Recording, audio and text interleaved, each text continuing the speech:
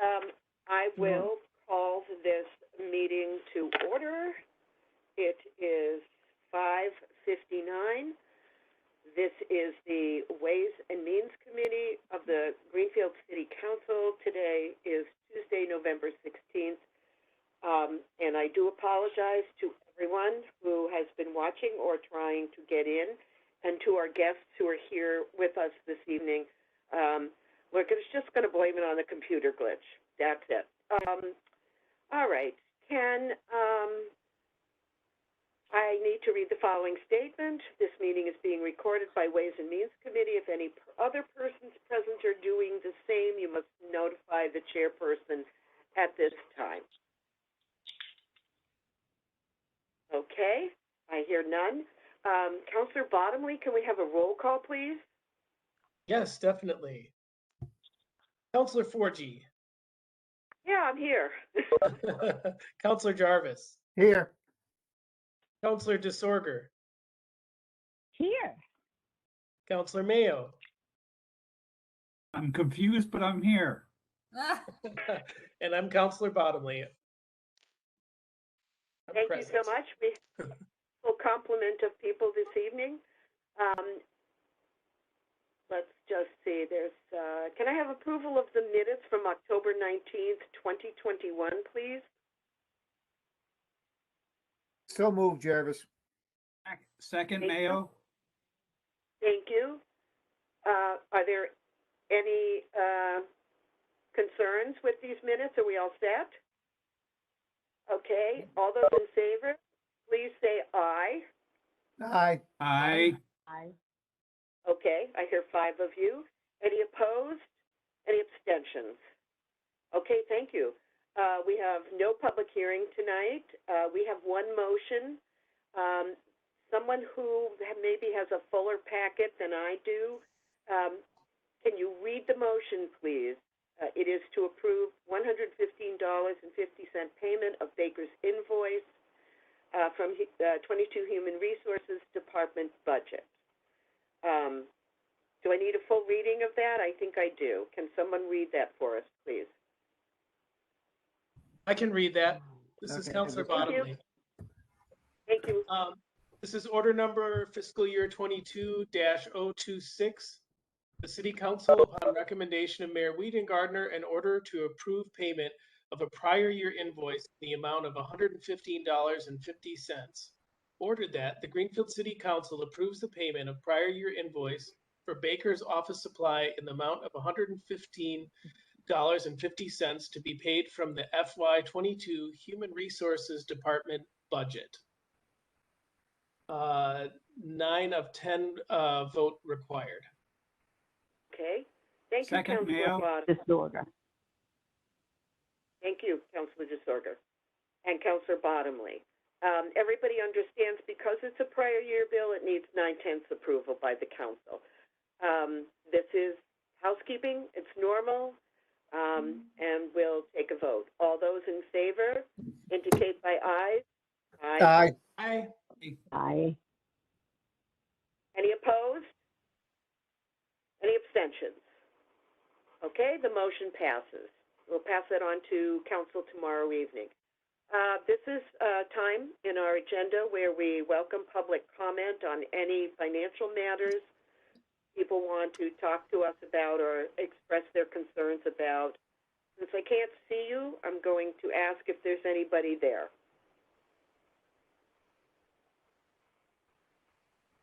Okay, we'll move on. We now are at the discussion part of our agenda, and we have 2 items that we want to review tonight. One is the review of the tax rate and the review of a split tax rate. I welcome everybody who has joined us this evening. And Mayor, I would like to ask how you would like to start off the discussion. I think we'd like to hear overview pieces, and I don't know who you would, who should go first. So I'll leave that up to you. Well, I thank you for that, Councilor Forgy. I feel like you probably on this discussion, you need sort of the overview of where we're at, and what the implications of a split tax rate may be. And I think from that, you could best get that from Harold. Okay. I'm happy to have Liz chime in, if you're okay with that, whenever needed, with sort of more the Greenfield specific pieces with regard to finances. Okay, that sounds great. So Harold, thank you very much for joining us. Please start us off. Okay, well, good evening, everyone. Pleasure to meet with you city councilors and mayor, of course. I'm joined also tonight by the chairman of the Board of Assessors, Joe, who I see. And I'll let Joe pipe in as he sees fit. Just a quick update. We have a classification hearing that's scheduled for December. I have to report to you that we are still working our way through the value certification process. A little bit challenging this year for a lot of reasons that I won't go into, but any sort of formal presentation of valuations will be made in advance of, or even the evening of, the classification hearing. I came prepared tonight to talk about splitting the tax rate. I know that's been a topic of interest to the City Council for a number of years, and being visited again tonight. I want to preface my comments by saying that as your assessor, I have to stay somewhat unbiased about whether or not to recommend that we go down that path. My colleague Joe, chairman of the board, might have other thoughts about whether to recommend or not recommend that the city split the rate. But if I could just take a minute to comment on some things that I think the City Council and, of course, you, the Ways and Means Committee, should ponder, and that is, first, that what I'm finding in communities that I work in that have split rates, there's actually a movement towards getting back to a single tax rate. There are a lot of different motivations for that, but one strong motivation is to hold out to those that would locate in the community, that is business owners, that the city is has a single tax rate which provides certain tangible tax benefits. The other thing that we should consider is the complexion of the commercial and industrial class. Because commercial and industrial properties make up roughly 20% of the taxable base, it takes about a 5% increase in commercial taxes to yield a 1% reduction in residential taxes.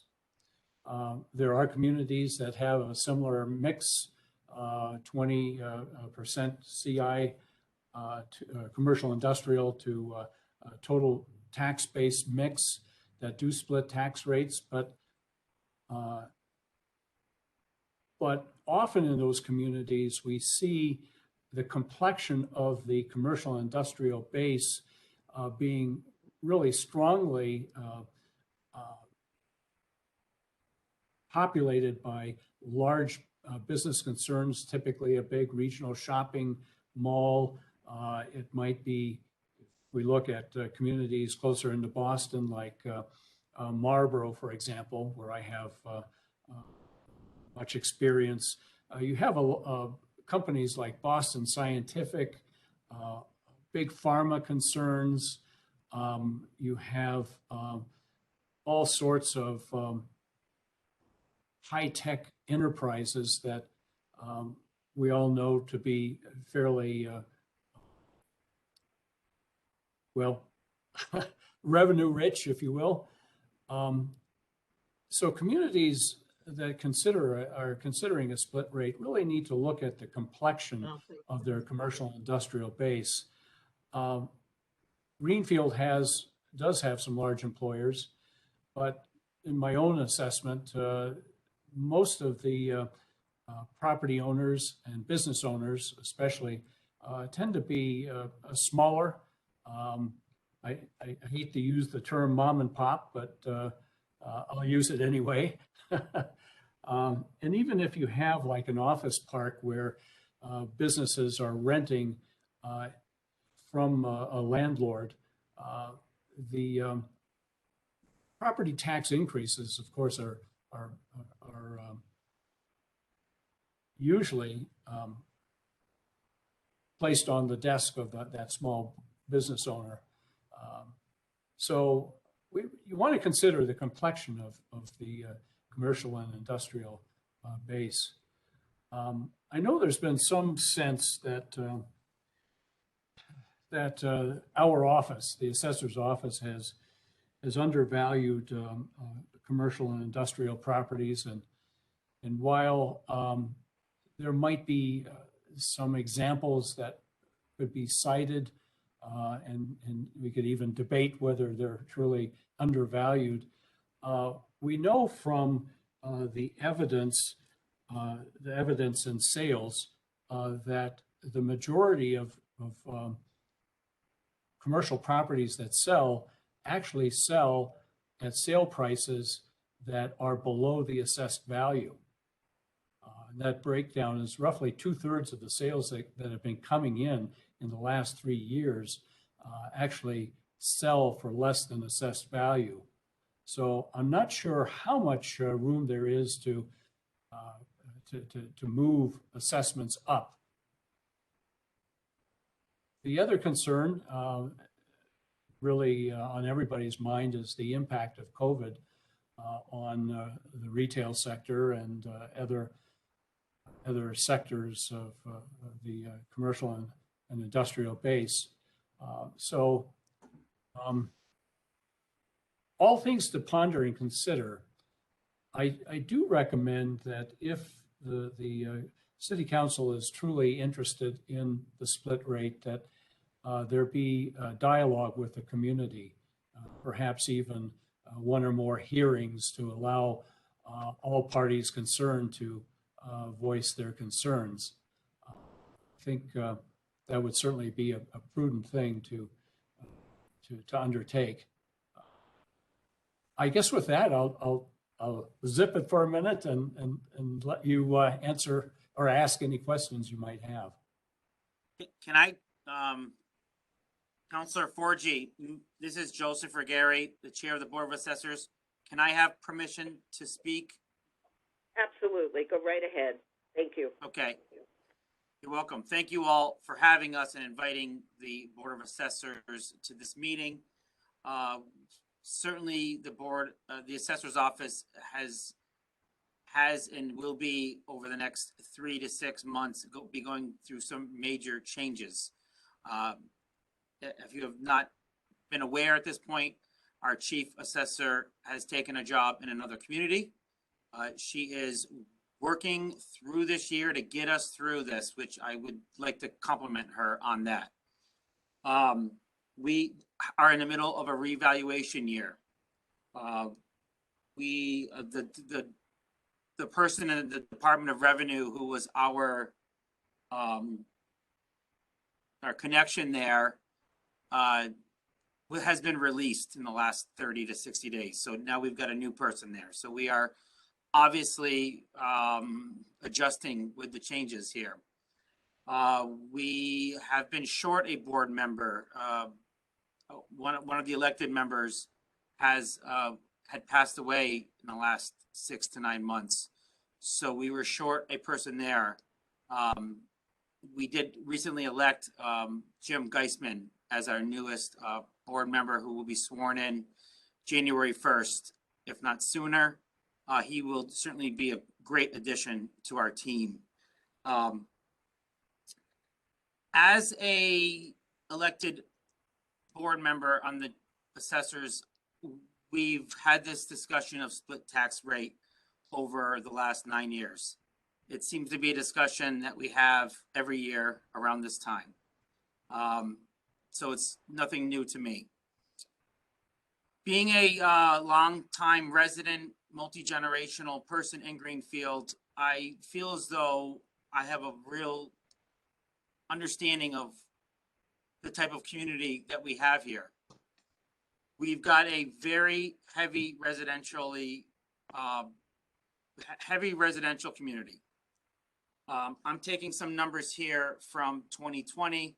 I would be really surprised if they've changed much, with the exception of residential probably has gone up because the residential housing market is booming in Greenfield. In 2020, our values for mixed use properties was 56 million. You can write these down. In 2020, our commercial values were 228 million. In 2020, our residential values were over $1 billion. So if you add up these values and you look at the scenario, that's sort of what Harold was referring to with a, you know, we don't have these many of these large companies to make up 50% of our commercial base. So the point of view that I take is we've got a lot of residential folks in this area, and where should the tax burden go to? And the way it's set up now is it's a fair rate, or it's a consistent rate, let me say that, for all of these categories. And every year it's brought to the Board of Assessors asking, well, should we take that rate and pile on the commercial? And all I do is I look at the numbers, and I look to see that we have less than a quarter of our commercial properties taking on a burden of the whole community. So that's been my argument for the last 10 years. I don't know how to, you know, there's a lot of different opinions I've heard through different folks, you know, businesses say we don't want to pay more. You know, everybody has their own perspectives and their own reasons. You know, we can use COVID for an excuse. We can, you know, there's a lot of different angles here. But when I make my decision as to what I would recommend to the council, it's based on the hard numbers of how our town is divided up. So I think that's pretty much my pitch. And again, Councilor Ford, I'm willing to stick around and answer questions and continue a discussion. I appreciate an open discussion and everybody putting their ideas on the table. Thank you. Thank you so much, Assessor Gary. We appreciate that. So I want to, I would like, I'm thinking that Kelly Varner is there this evening. Are you there, Kelly? Yes, I'm here. Kelly? Oh, hi, Kelly. I'm very glad you could make it this evening. I wanted to ask you a question, which might bring another piece of this discussion to the forefront. And basically, I would be interested in knowing about the internal workings of your operation in regard to the tax rate. Okay, we set the tax rate. What happens in your office? And the follow-up question would be, if a split rate came along, how would that impact your office as well? Well, I mean, we can't do anything until the assessors have done what they need to do, you know, regardless of whatever the tax rate is set. Obviously, the later the tax rate is set, the less time we have to actually get the bills out the door. They have to be mailed by December 31st. So, you know, if you guys are debating doing a split tax rate and, you know, you don't do the tax classification hearing until, say, the middle of December, which puts off us setting the tax rate, you know, till end of December, it doesn't give us a lot of time for Kim or whoever is going to load the file from Patriot into Munis to get the bills ready and to make sure that everything came forward correctly, and then get them to the person that prints them and get them out the door.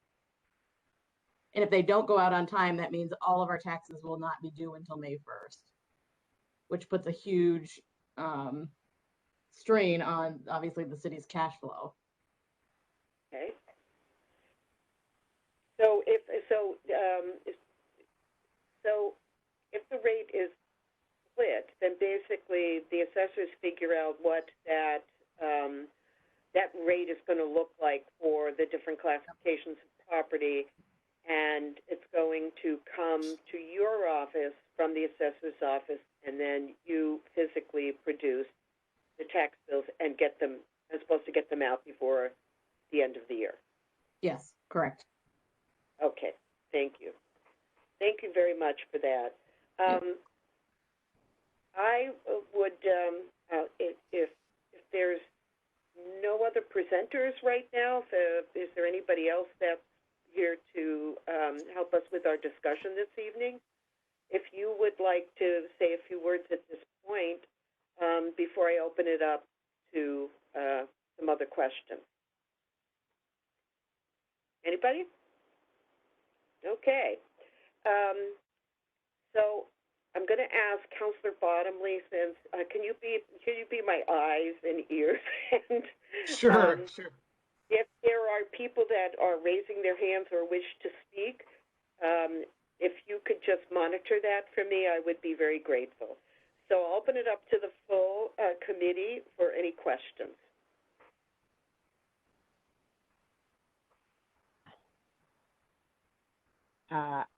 I can only speak into the phone. I have some questions. I don't know if there's anybody else that has their hand up first. Looks like you're it, Councillor DeSorger. Yep. Okay, so I guess my first question, I have a question for Kelly, but first my question is on the timing. Normally, the classification hearing is in November. And I think I read somewhere about the timing of it, that generally it's supposed to be by November 5th. If something's supposed to be done, and then by November 15th, we're supposed to have our classification. The new growth is supposed to be reported by November 5th. This is just a DLS bulletin that we get. I don't know, Harold, I'm sure that you know much more about that than me, and I can't see your face right now. I'm just talking into the phone. But I had just read that, and I thought we weren't able to have any meetings earlier for many different reasons, but we are where we are here tonight, and obviously there are things that are not finished, and I can see how this would set the city back by not being able to get tax bills out in a timely fashion, and actually probably mean a loss in revenue, I would think, due to interest. But it's just the timing of this meeting. Generally speaking, it sounded like the preliminary certification would be sometime in September, October, and a public disclosure in October, and new growth reported by November 15th, and then the tax recap by November 15th. By not being able to do this or have this discussion until December, I'm just going to go back, Harold. I don't know if you were here in 2017 when this actually came to a vote. Were you here then, Harold? Oh, gosh. No, he wasn't. Okay. All right. So at that point, they had a discussion in November, and it was voted in. And of course, the mayor vetoed it, which would be I mean, it would kind of be the general flow of things. And then there were like 5 meetings between the end of November and December. And now we're talking about December for the actual classification hearing. And I just wondered, when are you thinking that would be done, and what are the implications of, you know, like what would be the timing on this if we were actually, if it were something that we were considering? Well, let me just comment, and I have to tell you, I've lost a lot of sleep over all of this. That's my issue, not yours. But normally, we would look to hold a classification hearing long about this time of the year, sometime around the early to middle part of November. Yeah. This is a unique year. Comes up every 5th year where we have a Department of Revenue certification process that we have to go through. It adds a whole tier of complexity to the work that we do, and has the potential to be a very cumbersome and even lengthy process, much longer than we would find in a normal year. There are a lot of moving parts to all of this, and not the least of which are people issues. We're seeing a mass exodus from the assessing profession, actually in all the finance departments. Everybody and their dog seems to have retired this year, and that's yeah, and that's played itself out at the Department of Revenue as well. So everybody is short-staffed. Everybody is frankly behind. There's nobody that is more possessed about getting the job done timely than I am. But sometimes the reality is what the reality is. I understand that Kelly's concerned in the collector's office. I'm pulling out all the stops, adding some additional people on my staff to try to fill the void and get us through this process. My timetable is to try to get everything submitted and pushed forward to the Department of Revenue within the week. Hopefully we'll have a certification advisor hired and in place there to make that all happen. I understand that barring their ability to find a replacement, that another certification advisor who already has a formidable caseload will be taking on the caseload of the certification advisor that we've been working with. So we're asking this individual to basically double their workload in a challenging time of the year. So if it sounds like I'm making apologies, I am, but understand that we've tried to do everything we can to move everything forward, and just beg everyone's patience. We will get through the process, and it's never the ideal, but here we are. Thank you, Harold. May I follow up, Council 4G? Yes, sure, but go ahead. Okay. So I just wanted to say that is what you're talking about with staffing issues, et cetera. This is something that I think is pretty much felt nationwide, shortages in DOR and probably them getting out to do whatever it is that they have to do. That is definitely not lost on me. It's everywhere. And so certainly I understand that. So so I do want to say at last year's classification hearing, we were told by our then chief assessor that it would be 5 to 6 years before the before a full assessment of the commercial real estate was able to be finished. So I just wanted to say that point aloud. It's not for a discussion. It was just said last year that that's how long it would take. And I have a question for Kelly Varner. Kelly, you've been in the Treasurer and Collector's office for many years. Yeah. So I just would like your, and this is actually just an opinion, not fact, but do you see more and more people who are having difficulty paying their taxes? I wouldn't say more and more. Obviously, in 2020 with COVID, there was people who struggled initially, but and I think we're in good shape right now. I think I just did letters for people who hadn't paid their 2021 taxes, and it was only slightly more than the average at this point. It's nothing, I don't think, that's super concerning. Our tax titles are much lower than they used to be, so people obviously do pay their taxes even if they don't pay them exactly on time. But I don't think, in that regard, I don't think we're in a bad spot right now. Counselor Forgy. Counselor. Director Yes. Gilman has her hand up. Okay. Okay, I just didn't want to butt in.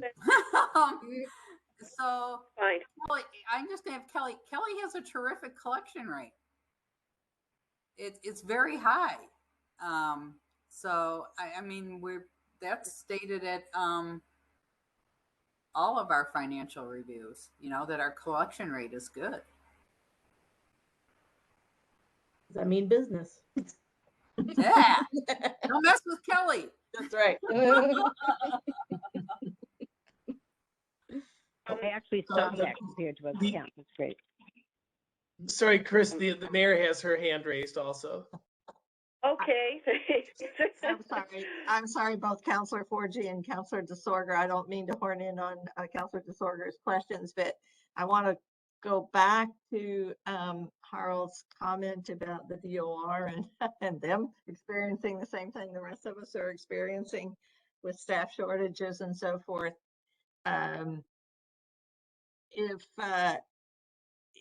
I wonder if you might, for those of us on this meeting who might not fully understand what the DOR's role is in this, what could potentially be the impact of that? And does it really prevent us from moving forward? Is there a point at which if they can't do what they need to do, we have to stop? And that could cause a delay. That's a good question. Yeah. May I respond? Would like to answer? I think the answer was yes, Harold. So, okay. So an alternative that I know Kelly won't like, and I certainly don't like, is that the DOR might well press us into a situation where we have to issue estimated tax bills. Okay. And estimated tax bill is like your first or second quarter tax bill. It's basically the same bill, only a third rendition of that bill. What that would do is provide everyone with a little bit of elbow room to get to a setting of the tax rate, probably the end of February, in time to issue a fourth quarter bill that would actually then have the new tax rate and the new tax amount on it. Of course, the installments made up to that point are subtracted from the newly calculated total, and then the taxpayer basically pays the remaining tax in that one quarter. Councillor DeSorger, do you have more questions? I don't want to interrupt you. I do have a few. I have some more, but by all means, go ahead. Okay, thank you. I'm not sure who this is for. It might be for Harold. It might be for our assessors, Mew and Ruggieri. We were talking about, in the beginning of the discussion of the presentation, we were talking about the commercial industrial property. And I know you mentioned a figure saying that it's about a 20 to 80% split. That is a split for Greenfield, is that correct? Mhm. Okay. My second question is, a statement was made about the sale of commercial property, and it said something I might misstate it, but 2/3 of the sale were less than the assessed value. Is there a reason for that? If I might, so roughly 2/3 of the sales that come across our desk in the assessor's office have sales price that are under the assessed value. My sense is that we've really pushed to get commercial values up. Several years ago, after we came on board, I know we pushed commercial values up close to 20% in a single year. We did have a bit of fallout from property owners, those property owners, as you might guess. But we have been, in my estimate, fairly aggressive in moving commercial values up. Perhaps we may have overshot, I don't know, but the evidence is what the evidence is. And again, it's not to say that there aren't isolated properties that have values below sale price. But Councilor Forgy, can I chime in, as I was mentioned? Yes, please. Yeah, to answer your two questions, the 80-20 split, I feel like that's a pretty broad number. Harold mentioned that. In 2020, I believe it's less than 20% commercial. We should probably have those more specific numbers. And I'm sorry for bringing the 2020 numbers in here when we probably have the 2021. I'm going to change to your second question. You know, some of these sales maybe are under assessed value. You know, when a buyer purchases a commercial property, they use a few different approaches. Rarely do they use the comparable, property approach where they purchase the similar building next door, sold for this amount. Oftentimes, it's the income approach, and it's almost always for a specific use.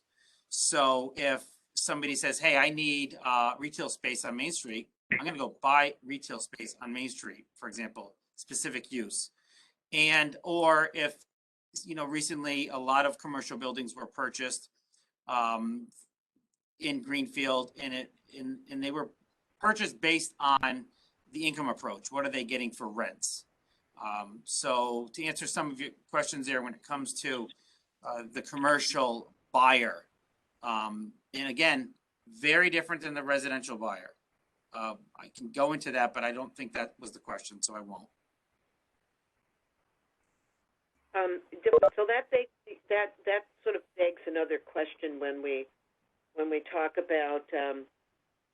I remember Assessor Mew talking to us about how assessments happen and the categories and everything else that different assessments fall into. Excellent, good, fair, whatever. I know there's other grades and stuff in there as well. But I guess at this point, is it a fair question? Is it fair for me to ask you about what your opinion is about the general condition of our property, commercial, industrial base? Are we actually seeing more investment, and therefore I'm assuming if there's more investment, there are rising values. I don't know if that's a truism at this point. But what is the stock look like? What does our commercial industrial stock actually look like? You want to take that, Joe? Do I want to take that one? That's a tough one. I know we could probably spend all night talking about it, but you know. No, we don't have to. It's not a robust market. The commercial sales are not booming. You know, they're not. They're not a high sale marketplace right now. And I would also argue the condition, you know, fair, good, excellent in terms of these buildings, the condition that they're in, I would say most of them are, you know, fair to a poor to like below average. I mean, these are old buildings, and that takes into account the buyer's mentality. You know, when a buyer purchases a building, what are the improvements that this building will need in the next 5, 10, 15 years? And we have a tired town. There's infrastructure that's happening here. I mean, I don't want to get into all that. It's not a booming commercial economy, I guess is what I want to, I guess how I should answer that. Okay, thank you. That's all I have for right at this moment. Other counselors, I know, Counselor DeSorga, you wanted to ask a few more questions. Are there any other counselors that have questions? Counselor Mayo has his hand up. Counselor DeSorga, is okay if Counselor Mayo asks this question and then. Of course. Okay, thank you so much. Counselor Mayo. You're muted, I think. Sorry. So based on what Mr. Ruggieri just said, why would we want to put an extra burden on the industrial when their buildings are below average, or they need a lot of work? Why would we want to put an extra burden of separate tax on them at this time when we don't have a lot of new buildings? As you said, this is an old industrial town where most of the buildings are not in the best of shape, and they need a lot of money poured into them to make them even up to code in a lot of ways. I just don't. I'm having trouble finding the mentality as to why we would want to go with a split tax given the condition of our industrial buildings.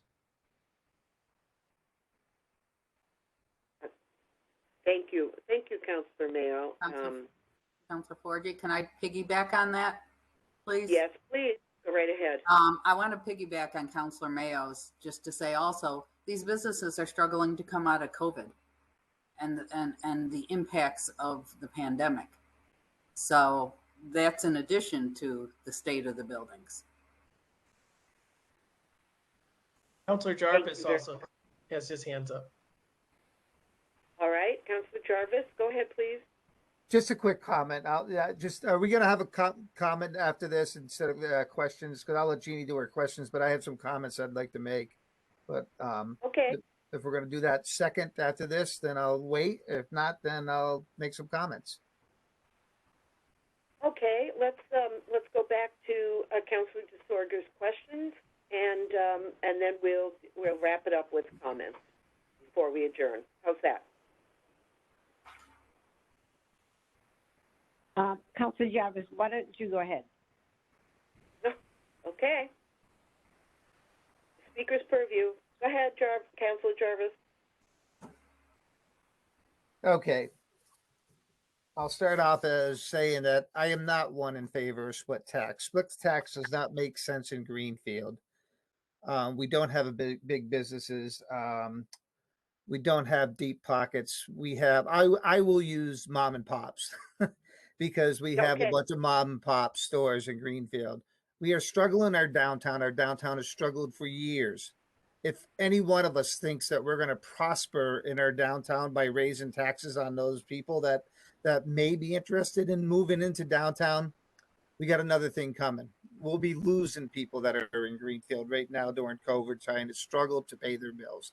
And I'm sick and tired of COVID as an excuse for everything. Believe me, but it's a reality that these folks are struggling as much as the next person is, and to raise their taxes on them just doesn't make sense at all. And it's such a small base of people, 20%. They're not going to make it. I mean, just go about it. If we have to raise them another 20%, what are we going to save? 4% on the average tax bill for the homeowner. So what's that? $50 a year?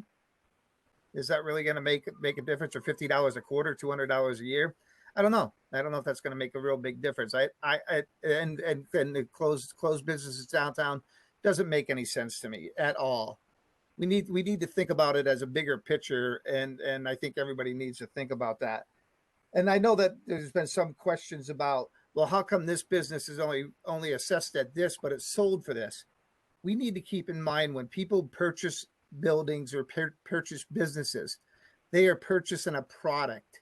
So if the growth is greater than the assessed value of the business, you're going to pay more for the business than the assessed property, because you're not buying the property, you're buying the business. So people need to keep that in mind when they say, well, it's only assessed at $250,000. How come they paid $11 million for the building? Well, they didn't pay $11 million for the building. They paid $11 million for the business, for the employees, for the product, and for the merchandise and the machinery that went along with that building. That's another thing that people need to keep in mind when all these rumors and all these accusations get spread out there, that these are what's going on. I'm not buying a building, I'm buying the business. And what comes along with the business is the merchandise, is the product, is the machinery, is the building. If it's a new building, is it an old building? That's what affects the sales price of a building, not the assessed value. We are talking about businesses, not residential property. It's a big difference. And to even consider a tax rate now would be devastating to downtown. We've been struggling for 10 years saying we need to do something with downtown. And if we did a split tax rate, we would crush it. We've already seen businesses go into foreclosure. We've seen businesses do bankruptcy. We've seen Wilson's close. And it wasn't because we had a big box move into Greenfield. So people need to kind of broaden their horizons and think about the implications, and just not the small term effect. Thank you. I'm done. That's my spiel. Thank you. Thank you, Councilor Jarvis. I'm going to return back to Councilor DeSorger, unless anybody who hasn't spoken. Actually, I would like to say something. Okay. Yeah, I do feel that I don't think we should completely discount the huge packet of information that we got from Councilor DeSorger, which is more than just one or two properties. I mean, I think I'm not saying I'm for a split tax rate, but I think some of the issues are coming up are fairness are the issue, and that's what concerns citizens. When, you see a list and you start asking questions about why, a property was purchased for $1 million and it's assessed for half that value.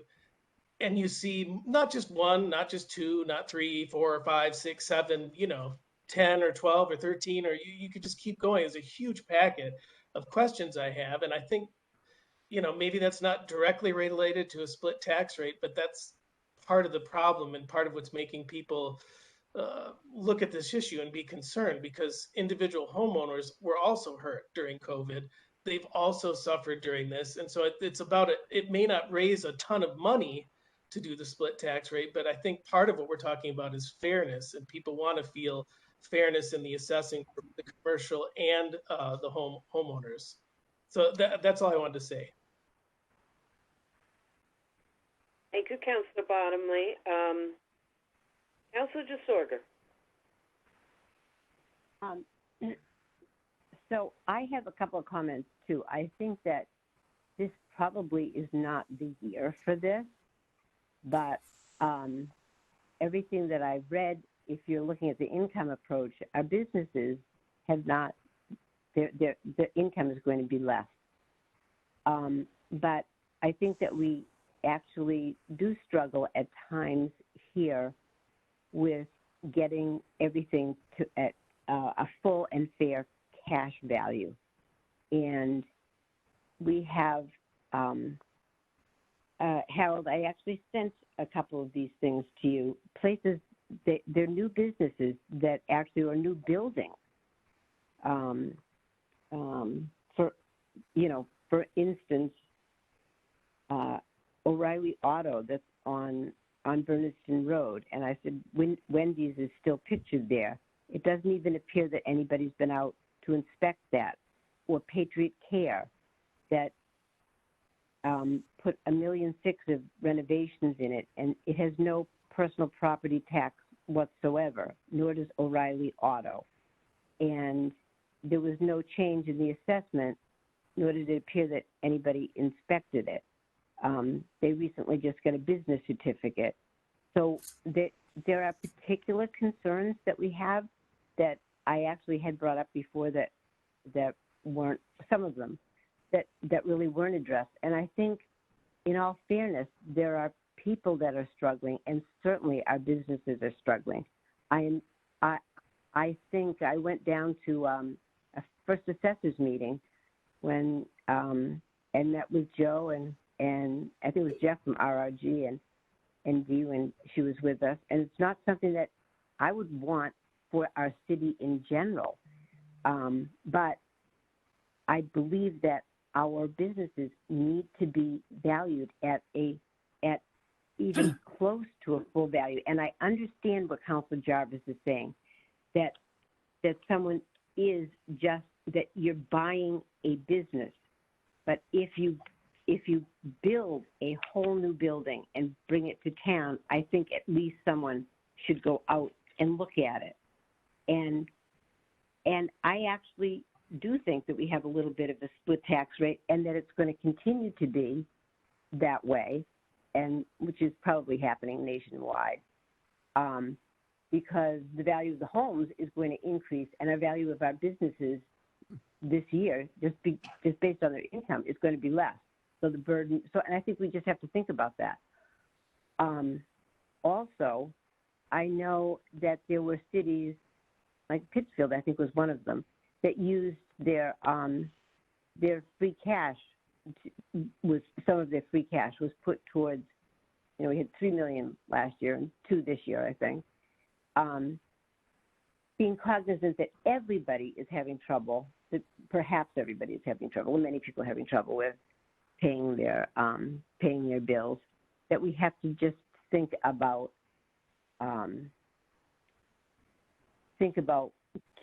keeping the taxpayer and business owner in mind as we are setting things. And I think about any other particular comments. I do want to say I have the numbers in front of me as far as the CIP, and it's like 74 to 75% is residential, and the commercial is around 17%. Our industrial is 2.5. Our personal property has continued to decline. It's 5.95. All of that adds up to 25%. And included in that, I have a question for Harold. Included in that is forestry, recreation, and agricultural land. And I'm just going to leave by agreeing with the rest of you, but I do have a question for Harold on exempt land. Is the tax exempt land and forestry land, like agricultural land, is that included in our full EQV that we send in? So if you're talking about the equalized valuation that plays into things like state reimbursements, cherry sheet funding and such, that EQV takes in all, that study takes in all taxable properties, not necessarily exempt. I should comment as well that chapter lands would be subject to a commercial tax rate. So Right. Farmlands would be subject to a commercial tax rate if the city council chose to, Right. to head that direction. And they're usually taxed at like about 25% of the regular. Is that correct? Well, on recreation, actually the per acre rate on agricultural land is a bit less than that. Depends on the type of farmland you have. There's a distinction between pastures and say what we would call non-productive agricultural acreage. Okay. Okay. So I have one more question, Council Forgy, if I may. May I just ask one more question? This is for the mayor. Sure. I just wanted to know. This has been quite 2 years actually, with all kinds of things hitting your way, Mayor Lita Gardner. But we're the Ways and Means Committee, and I just wondered. So we're just looking, as you are, for the financial part. What is our plan with? What is our plan going forward? We've just received, and congratulations to you, Liz, on your retirement. I'm delighted about the choice that you made, and that there's nothing better than spending time with grandkids. But for assessing, we have not advertised for an assessor or posted for an assessor. Is there a plan in the works for that? And for the finance director, are we having plans for how to fill those positions, or can you give us any information on that? Yes, I certainly can. And I think, well, let me start with the assessors. We promoted Sandra Godoya to assistant assessor. And so we'll be looking for an assessor's clerk as well. And I am HR director Diana Letourneau is wrapping up 6 of the 7 union contracts that we have negotiated, and in order to bring them to you. So she's been a little busy, but yes, we will be advertising for the assessor. But I do want you to understand that, and I think Harold will back me up. I think Liz will back me up, and I think Joe will too. And certainly Assessor Mew would as well. Finding good assessors is going to be, a good chief assessor is going to be a really, really difficult thing to do. They're just not out there. So Harold has been counseling me to get creative because I might not be able to find someone who has a chief assessor's job in, I don't know, some smaller community or about the same size community east or west of us or south of us, because they don't exist. And the ones that do exist are either happy or thinking about, you know, getting out of the business. So he has told me that in his own business, when he has to hire people, he's getting more creative. Now, what does that mean? I'm not exactly sure, but we recently revised, and I think this is what took a little bit of time. The chief assessor position is in the union. So it is a union position, and we did try to remove it from the union because that does, at the end of the day, not because we don't think that's a good thing, but because it gives us a little bit more leeway. If I want to pay top dollar to make sure that I can either do the same thing that Amherst did to us, which was poach, I would have to be able to pay X amount of dollars. And the union scale only goes to a certain point. So I am somewhat hampered by, and again, I'm hampered by two things. I'm hampered by the availability of money within the city to go very high, but also I'm hampered by the fact that there's a scale that the union is in places on each of the employees in that union. It happens to be the S union, SSEA, and so I will do the best I can at finding someone who wants to be chief assessor of Greenfield. That person, just so you know, and I'm really delighted to be able to talk very frankly with you about this. That person may well be somebody who's just starting out, is new, is deciding to change a career. They might have been a real estate lawyer and decided they just couldn't take that many closings anymore. I can certainly relate. So that's kind of what I'm facing on the assessor side. But it is what causes me to lose sleep every night. Sure. I will say that, and it looks like Harold agrees. You know, he's always looking for staff too, and he's looking for younger people that he can train up. So that's that piece. Finance director, we will have Liz with us once she gets settled in Indiana. So I'm feeling a little more comfortable about the finance director, frankly, than I am about, and I'm not saying she's going to be there 9 to 5 by any means. That's not why she's retiring. But she has assured me that she will not leave us, at least through the budget season, in a lurch.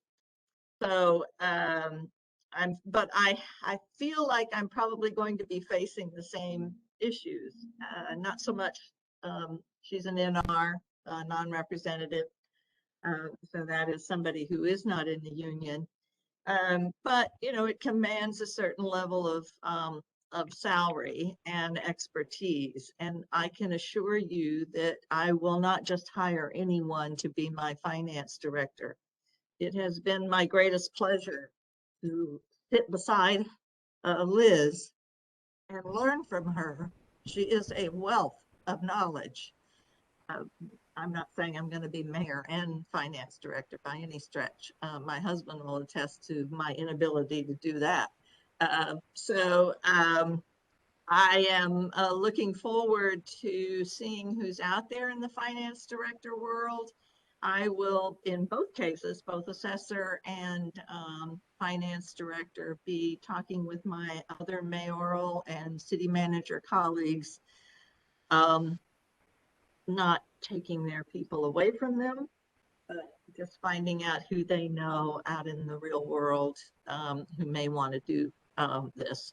My requirements for finance director are that they know Massachusetts finance law backwards and forwards. I'm not going to hire somebody who thinks they can do a remote job from Connecticut and doesn't know anything about finance law. It will be somebody that knows finance. And so I really ask you for your patience. I am confident that on the assessor side with Harold and certainly with Joe and now with Jim, that we will work through this, but have patience. It may not be as smooth as we would like it to be. And the same is true on the finance side. she's leaving a department of really good people. Damn. So it's not like she's leaving behind. And she's taking everybody with her, at least not yet, and she better not. No, they won't come to Indiana. Indiana anyway, and I don't blame them. It's already started snowing there. So I'm just, as I said to Dick the other night, you know, I don't have one vacancy that would be difficult to fill. I have two, because both of those people's shoes are going to be hard to fill as well. So I know what I'm looking for. I hope I can find it. And I would ask for your patience and your help. Believe me, if you can come up with somebody, I will be happy to. I mean, I have to go through all the, you know, the legal process of advertising, but I'm just saying, if you know somebody and want to encourage them to apply, I would say we will be putting out those applications within the next couple of, or the announcements within the next couple of weeks. So thank you, Councilor DeSorger, for asking me that question, and to all of you for giving me the opportunity to tell you what's on my mind. Thank you, Mayor and Councilor DeSorger.